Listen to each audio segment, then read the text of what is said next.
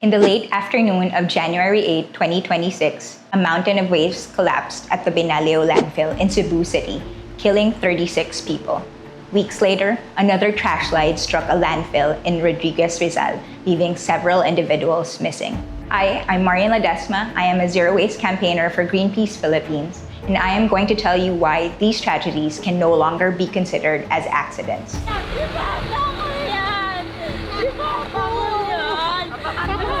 On the 10th of July 2000, the country was struck with the news of the tragic Payatas dump site landslide. The tragedy buried over 200 people alive and left over 300 others missing. Other sources, however, suggest that the real number of deaths could have been between 700 to 1,000. Now, more than 25 years later, the country is still confronting the consequences of a waste system built on disposal rather than prevention, and one overwhelmed by the overproduction of residual waste like single-use plastic. Payatas was the warning. Binalio and Rizal were the result of negligence. But make no mistake, these are not accidents. There is a pattern here that points to systemic negligence at both national and local levels, where enforcement is weak, oversight is perfunctory, and accountability is avoided. At the same time, we have corporations that flood the market with disposable plastics and still continue to expand production with little restraint. This recurring harm is not incidental.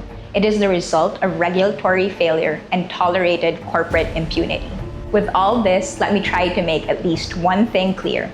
The government is failing to uphold the intent of our own laws. The Philippines does not suffer from a waste crisis alone. It suffers from a failure of political will. Corporate accountability has been diluted into public relations while plastic production continues unchecked. Our government must amend the Extended Producer Responsibility Act to impose binding reduction targets and build real reuse systems instead of just paper compliance. On the other hand, the Ecological Solid Waste Management Act of 2000, long undermined by weak implementation, must be fully enforced in line with its waste prevention mandate. Ensure segregation at source, operationalize and expand the non-environmentally acceptable products and packaging list, strengthen reduction measures, and create enabling policies that accelerate reuse systems.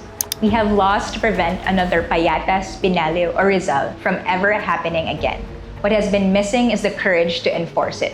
Protecting lives begins long before a landfill collapses, and no one should have to die beneath a mountain of trash for our laws to matter. And yet, until plastic production is curbed and waste prevention is enforced, we are certain more communities will be placed in harm's way. The question is no longer whether another collapse will happen, but whether the government will finally choose to prevent it. As such, if we fail to act now, the next tragedy will not be a surprise. It will be a decision.